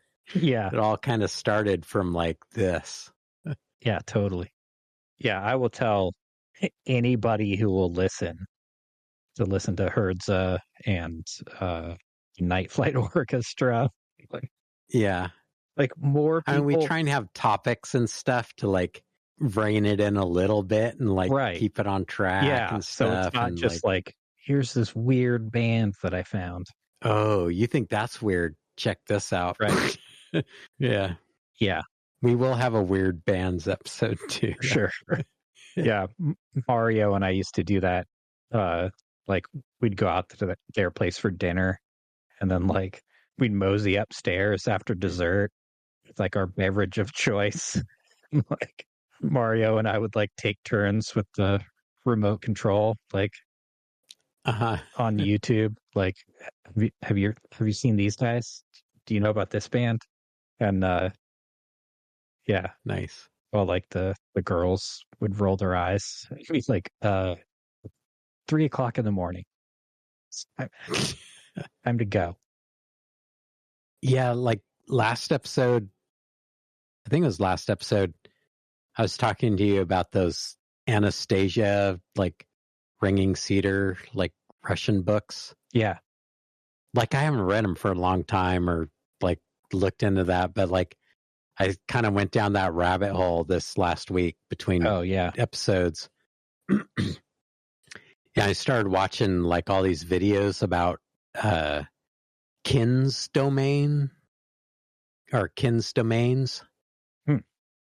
which is basically like, it's kind of like homesteading, but it's like a communal homesteading. And cool. Like each family has 2.5 acres. And like the idea is like, that's where your family lives. And you just plant trees and gardens and like everything you plant, you just like have this intention of like love and like making a beautiful place for your family. But they have like, it's this whole movement in Russia. And so they have like these places and they do like all these Vedic rites and like have dances and like there's tons of videos. Well, not tons, but there's a few videos on YouTube where they're just all like linking hands and like dancing around in circles and stuff. And it's like just all these like healthy, like looking people, just like, you know, just like listening to like music like that and dancing around. And like having community. Doing all these like springtime and solstice events and stuff. Dude, yeah. Just connected to nature. Yeah, sign me up. Yeah. Yeah, check out Kin's domains. Okay. And like the whole thing is to like kind of make like a soul connection with someone and just like develop a space to like hold all that. And so like they'll have websites where it's like, you know, are you looking for a love match or whatever with this too? You know? Oh man. So it's kind of like the whole point of it, partly according to like these weird Anastasia books. Right. But I don't know. It's just, man, some beautiful people and just like living how I would like to try and live. Or, yeah, I mean, I don't know. I have gardens and orchards and animals and acreage and my family. But yeah, to like, you know, have a place where like generations are buried and, you know, like, that peach tree is grandmother or, you know, stuff like that. Oh yeah. See, like, that's why I love folk horror movies so much, because the bad guys are always like super cool. So it's like, what? No, it's you and your like cityness grinding up against this. Like they're living their life. Right. Yeah, they got a weird cult, but whatever. You have a weird cult. Go back to Starbucks, asshole. What was that one? Go buy another Apple product and tell me you're a cult member. Oh man. Yeah, totally. What's that last movie I watched that was like that, where they go on the backpacking trip? Oh, The Ritual. Yeah. Well, that one's a little different. Well, that's over the top and stuff, but I don't want to be part of that cult. No, me neither. Like, but trapped there by a eldritch creature. Oh man. Forced to worship it long after you die. No, thank you. Yeah, when you mentioned folk horror, like, oh man, that's the last folk horror movie I saw. Spoiler talking alert. About the cool guys being from the city and rubbing up against.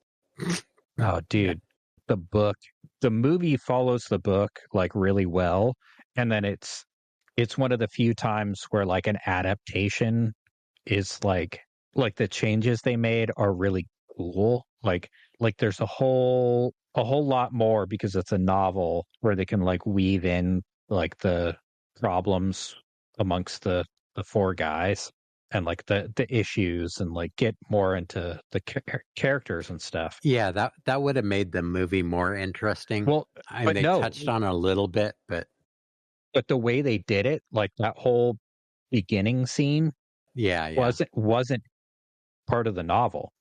And oh really? Yeah. And that was just like a way to like, how do we get to them backpacking in like 5 minutes? Have this like angst and like giant tension. Jagged like piece of emotional shrapnel in this group of characters. Yeah. And I thought it was I thought that was brilliant way to do it. But there is one thing missing.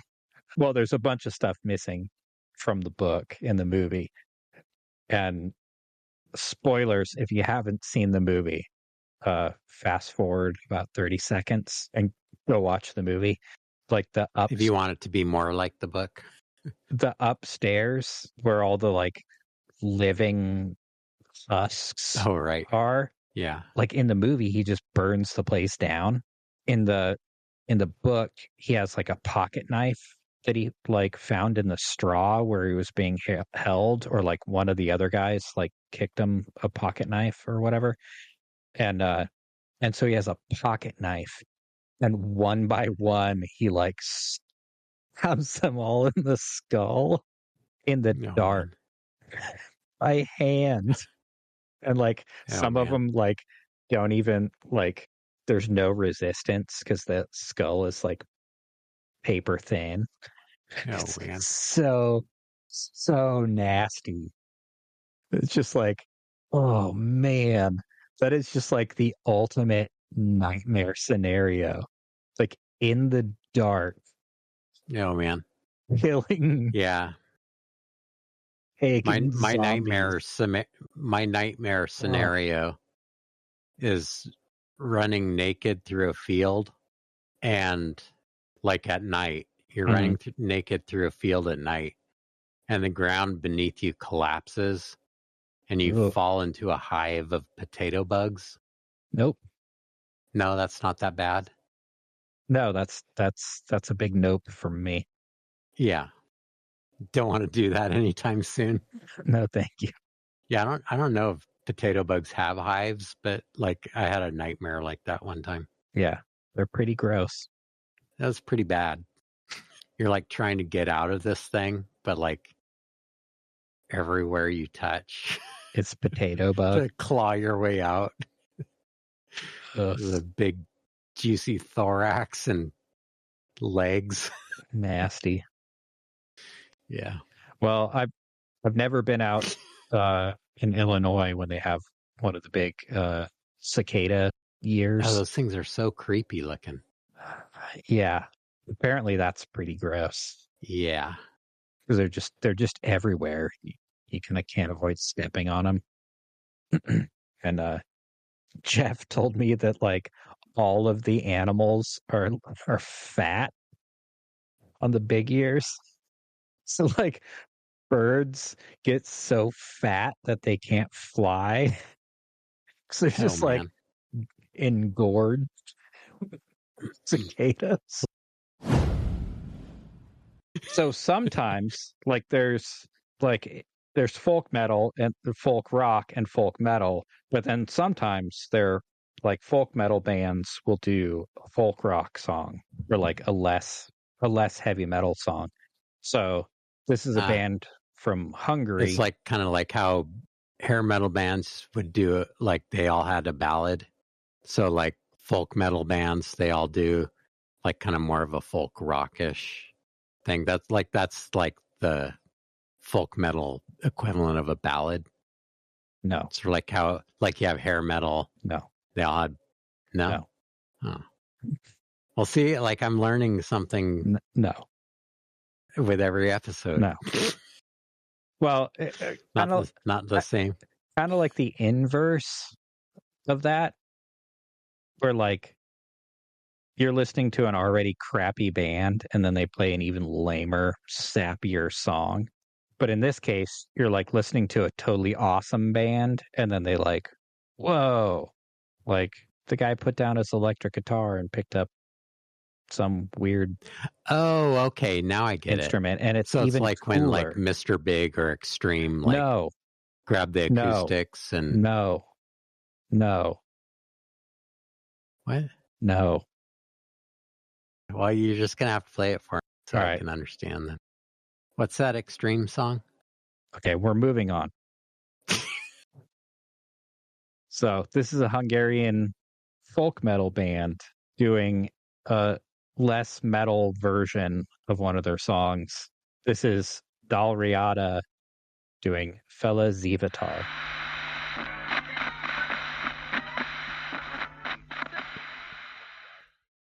Yeah, there wasn't a whole lot of singing in rounds elsewhere on the playlist. That's one I'm going to listen to this week. Because now I want to hear what like their metal stuff sounds like.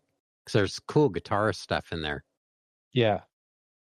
Oh, dude. Like not as slinky Jerry as Barry Sless, but like the metal dudes, like when they do the acoustic stuff, they go for a different sound. Like it kind of reminds me of the stuff that I played last week with Wino. Yeah. Like is that same kind of vibe? You know, it's like got the metal feel. Like they don't go for the really spiky, like folky, bluegrassy acoustic sounds. Mm-hmm. It's all more kind of like gut string sound or like organic. Maybe because they tune down or don't change their strings as much, or who knows. That was cool. Yeah, I want to hear more from that band. Is there going to be some of their stuff on next week? Oh, yeah.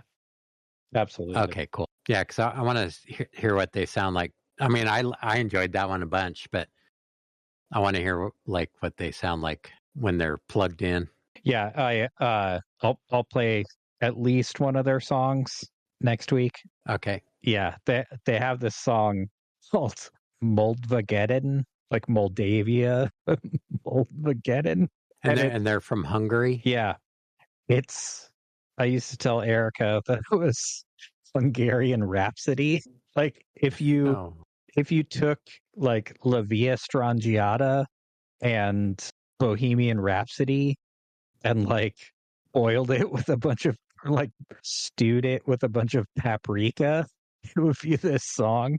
Like it's so awesome. I love it. Okay, I want to hear that. Yeah, it's so good. It sounds amazing. Yeah, I think next week's going to be all you. I don't think I have any picks for folk metal. I'm afraid I would pick a band and you'd be like, dude, that is not folk metal. Fair. And there's a lot of like, you know, it's like any Venn diagram kind of stuff. Sure. Well, even like this episode. I mean, yeah, totally. Listen to all these different bands we have on here.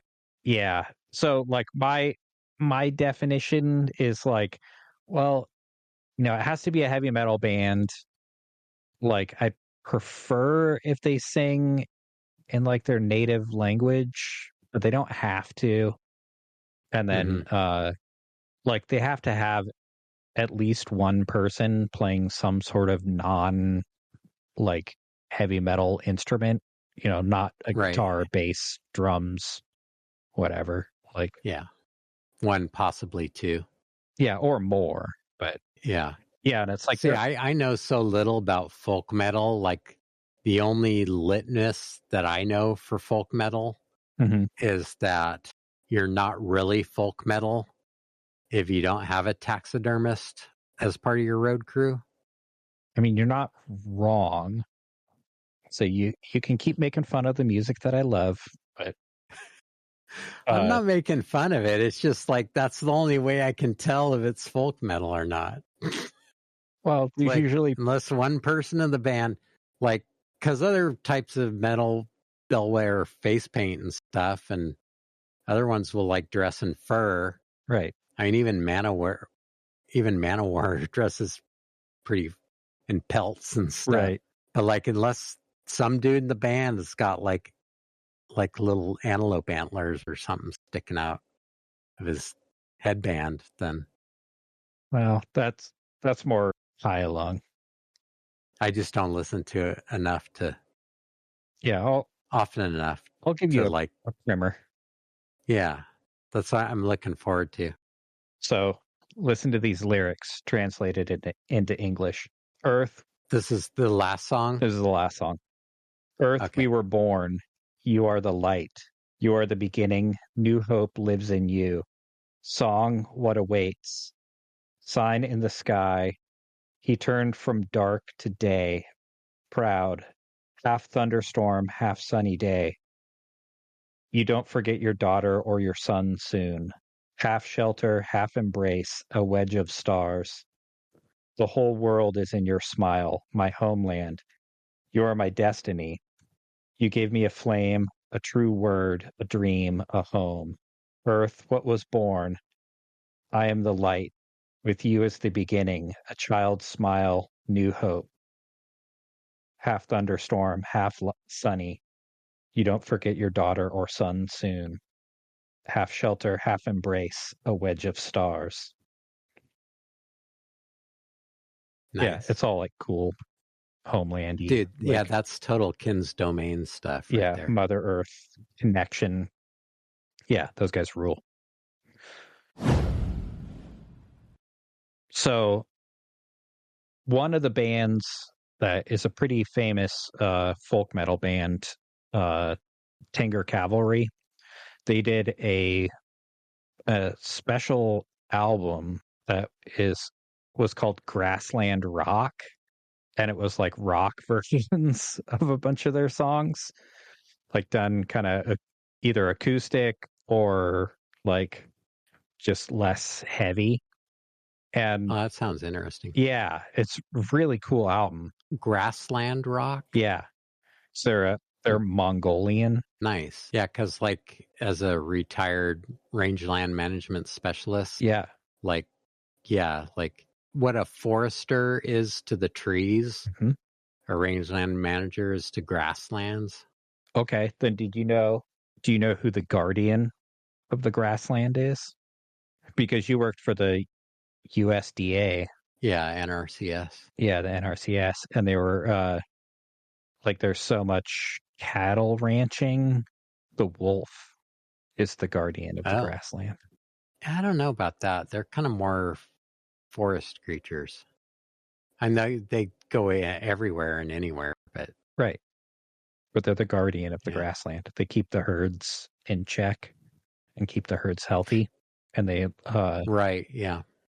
they keep the deer like in check too, so they don't eat everything, and so the trees by the rivers grow taller and have deeper roots. I wouldn't call them the guardian, but they're definitely part of the ecosystem. Like all the large ungulates like evolved with herd mentality. And that's why no place ever got totally overgrazed, because one, they didn't have fences, right, and two, they'd stay together, so it's high impact short term instead of low impact long term, which is what happens on most ranch lands, right? Like kind of what's going on with point raise and stuff. Like, yeah, that's high impact. Oh man, all year round, right? Yeah, but it's like they want to. That's how the Thule elk. That's how the Thule elk are also. Yeah, and it's like they bottlenecked the Thule elk like up in the top corner, and they want to keep the ranches out there because they're like, well, the ranches have been here for 100 years. Yeah, only 100 years. Yeah, only 100 years. But like, how long it can be done. Like they graze on Dye Creek here because they have to, because that's how California annual grasslands evolved, and vernal pools, because they're a vernal pool habitat here, which is different than a coastal habitat. But like all these lands need to be grazed, but they need to be grazed a certain way. Right. And that's also why dogs work really well for working with livestock, is because they know that pattern, to bunch up. Getting back on track. Yeah, I could have a whole nother podcast on grazing issues. Right. And I totally started out anti stuff like that because, growing up mountain biking, I just always hated what the horses did to the trails in Annandale. Oh, yeah. But then the equestrians had all the rights. Yeah. And the mountain bikers were always getting shit on. Yep. And so I started on that footing to like learn soil science and like land management and things like that. But like eventually, like I love cows. Cows are amazing. It's the people that run them, that think with that mentality of like, well, I'm going to do it how my grandfather did it. Right. It's like there's a better sustainable way to do it. Like I literally, and if anybody wants to know more about it, I literally think cows could save the planet. Well, if they were used correctly. Yeah, if they were grass fed, because right. Yeah, and I mean, I even went like I was a vegan for decades. Right. But like I eat meat now. Right. And I only eat grass-fed meat. I only eat grass-fed beef, really. Yeah, because or like, wild meat. Grain finished and grain fed beef are what contribute to the all the methane. Oh yeah, all the studies that they give about cow farts. Yeah. Well, one, they don't go out and check cows on the range. It's all feedlot cattle where they can monitor that stuff, or dairy cows, right, which are being fed grains, which are okay. If you want to wreck your gut, like what do? Take antibiotics. You put a cow on a feedlot, you take them off a grass diet, which their gut biome is totally, they have all those stomachs. Right. So they can take solar generated food that we can't eat and turn it into protein and healthy omega-3 fats. But if you pump them full of grain, it becomes omega-6 fats. And they put them on antibiotics because it does make them fatter. And all these people, oh, look at that marbling. Now that's a good steak. It's like, you don't know what a good steak is. Anyway. I don't know. Don't get me started. We have one more song left to go. Yep.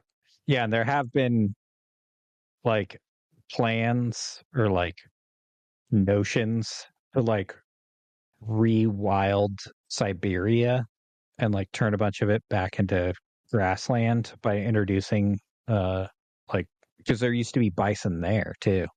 Yeah. Well, there's way more bison than there ever has been cows. Oh yeah. But the the whole CO2 thing. Yeah. Well, it comes from a bunch of different sources, and then burning carbon. Well, and also cows, bison are the same. Bison and cows are the same. Elk are different. Elk and horses are different. And sheep also. They can, like a cow, the way they eat, they stick their tongue down and they curl the grass up into their tongue and then pull it up into their mouth, and then they chew it. They chew with molars. All those other large ungulates, they can pull their lips back and expose their teeth, like how you see Mr. Ed. Yeah, shear. They can nip a grass down all the way to the ground. Yeah. And just totally take it out. Whereas cows, if you've ever had a lawn and you go mow your lawn, you know you're going to have to mow it again next week, you know? And that's how cows eat. They don't like bite it all the way down to the dirt like a horse will. Yeah, they don't even have upper and like they don't have incisors. Right. Yeah, cows are amazing creatures. Yeah. Anyway, they just need to be treated with respect. Yeah. Like all animals. True. Besides potato bugs. Well, you still need to respect potato bugs. I might have the most respect of all potato bugs. I give them a wide healthy respect. Yeah. Yeah. Oh man, we've really gone off the rails on this one. Yeah. I can bring it. Shut up. I can bring it back on track if you allow me one political comment. It might not end up in the show, but I will allow it. If my comment does, if all the cow stuff ends up in the show, fair, equal time. My one dig doesn't. So yeah, Dalriada is from Hungary, and they have a famously douchey autocratic leader. And now that we have a douchey autocratic leader, maybe Dalriada will come to the United States, because like Arkona is from Russia. You'll hear more from them next week, but they haven't been to the U.S. since the Ukraine-Russian war started. And then, interestingly, now that we have a douchey oligarch autocrat in office, this Russian band is going to be here next month. So, tiniest little silver lining, I guess. Yeah, I suppose. Yeah. Okay. Is that your dig? That was mild. It's not bad. Yeah, well. Yeah. We don't talk about things we don't like. True. Okay, so getting back on track, I wanted to have some of Tanger Cavalry's Grassland Rock songs, some of the songs from that album on here, but none of them were on YouTube. So I went to school when I was going to college in Hawaii. Yeah. It was kind of like an international kind of school where people from all over would come. And one of the royal sons of Mongolia was going to college there. Oh, yeah. And he was in my swim class because he had like only seen like little streams and stuff, basically. He didn't know how to swim. Yeah. So he was in my swim class that I took because I wanted to be a better swimmer because I was like swimming in the ocean all the time. Right. So I wanted to like really refine it. But it was so cool because like him learning to swim, like everybody in the class was totally behind it and would like cheer for him. Nice. And he was so enthusiastic. You know, it's like he was going through all the stuff I learned at like diving for clothespins at Mayette Swim Center, you know. Uh-huh. But like every victory for him was just so contagious. Nice. And he was so into it. It was That's like, awesome. Wow, this is cool. So I just have a special place in my heart for Mongolia. Yeah, Mongolia is cool. And they have, I haven't heard exact figures, but I'm pretty sure that they have the second highest heavy metal band per capita. Oh, per capita, sure. Like Finland has because there's highest. Not much capita there. Exactly. Like, yeah. But it's like there's the so least many capita per. Yeah, so per many square heavy mile. metal and rock bands from Mongolia. And it's like, whoa, cool. Oh man. But yeah, and they are all descendants of Genghis Khan, so like pretty much they got that metal attitude, you know. Yeah, deep in them. Yeah, and it's like they do have rivers there, but they're not the kind of rivers that you want to swim in. So it's like they're all snow melt and moving super fast. Yeah, like a rocky riverbed, like boulders rolling down the mountainside. Yeah, if you don't freeze to death, you'll get crushed by a boulder. Yeah. Yeah. No thanks. Yeah, but for the most part, they're just like little seasonal rivulets. Right. There is that one lake there, but it doesn't really seem like someplace you want to swim. It could be. There could be creatures down there too, though. I don't think it's deep. It's not like Lake Baikal. but oh, really? Okay. Yeah, I think it's Shallow. Okay. Forget what it was called. Are we Anyway, ready for our last pick? yeah. So I wanted to have something from Tanger Cavalry's Grassland Rock album on here, but couldn't find any on YouTube. So I went with another Mongolian band, and I found out about these guys at a Tanger Cavalry show in Oakland, California, in the men's restroom. Because there was a restroom up front at the Oakland Metro Opera House. Speaking of urinating. Yeah. But there was one, like, if you went like all the way around back, like there was like a bigger one with way fewer people. So I went back there and was peeing, and there was a dude, like, everybody, well, not everybody, most men know the rule that, like, you don't, if they're, you if don't they're look to the left or you don't look to the right. That, but then, like, if there's like 5 urinals and there's a guy peeing, you don't take the urinal right next to him. Like, unless, if there's 4 guys, you got to do what you got to do. But like, if there's one guy and 5 urinals and you're coming in, like, you take the opposite side. So yeah, it's like the movie theater thing, like when you're just like junior high. Yeah, too many dicks on the dance floor. Spread out the dicks. And so I go in, I take one of the urinals. Guy comes in behind me, goes all the way to the other side. I'm like, hell yeah. This guy gets it. And he's like, this guy knows the rules. So from like 10 feet away, he goes, do you like this kind of music? And I'm like, I love these guys. And he's like, they're so awesome. And he had kind of an accent. And he was like, yeah, I didn't know anybody outside of Mongolia knew about Mongolian heavy metal, like Mongolian folk metal. And I'm like, yeah, like these guys are totally awesome. And he's like, have you heard of The Who? And I'm like, yeah, those guys are cool too. And he's like, check out a band called Nine Treasures. You're talking about the other Who here, right? Yeah, not from not video. Quadrophenia, The Who. Yeah, but throat singing Who, the HU. So this guy told me about this other band called Nine Treasures, and I was like, whoa, okay. And went home and checked them out. Was like, dude, these guys totally rock. So nice. They're not quite as heavy as the Who or Tanger Cavalry. So they totally rock. They don't totally metal. Yes. So they fit on the totally folk rock episode. Yep. Nice. So this is Nine Treasures with Wisdom Eyes.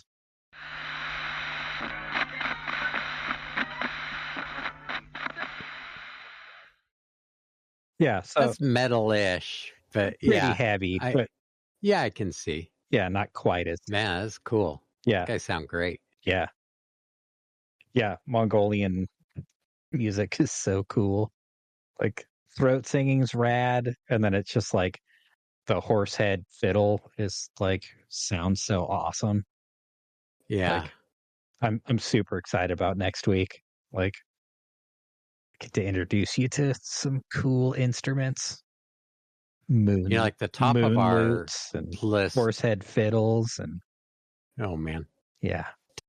What was that kung fu-ish movie that was filmed in China? It was like super epic, and like it's like the bandit guy and the princess, and they're like traveling through the steppes, and I can't remember what that one is. I don't think it's Crouching Tiger, Hidden Dragon. Maybe it was. I don't know. I don't think it was, but it was something like that. It'd be really cool to see him. I don't know. This is stupid, but like when I was listening to that, like the fiddles and stuff are so cinematic. Oh yeah, it'd be rad to see like a big sweeping epic on the steps. Oh, totally. But with like a soundtrack like that.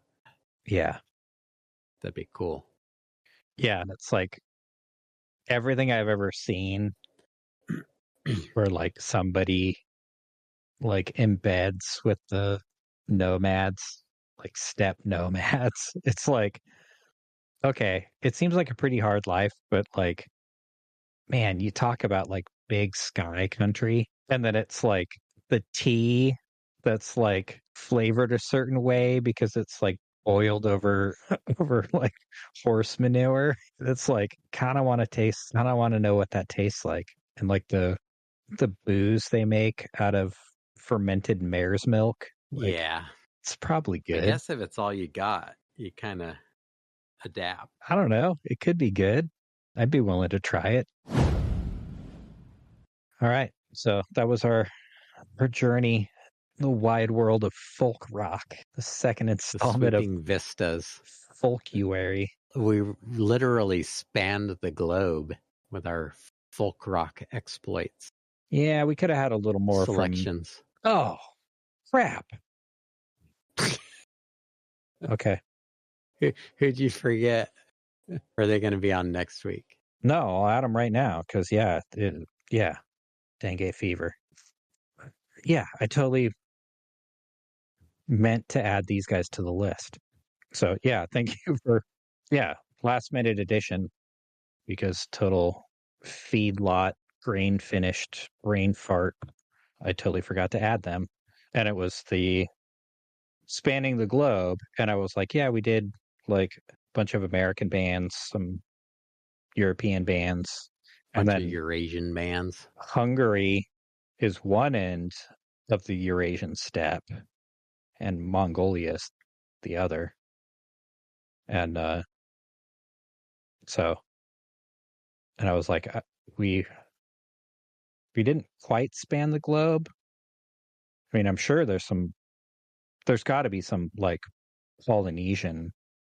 I know there's Polynesian heavy metal bands, but I don't think there are any Polynesian folk metal bands. Be cool though. Yeah, I don't know. Yeah, and then I was like, just do like reggae kind of stuff or more traditional stuff, right? And then I was like, yeah. What am I forgetting from Southeast Asia? And then I was like, right. From Cambodia, this is dengue fever with Snai Bong.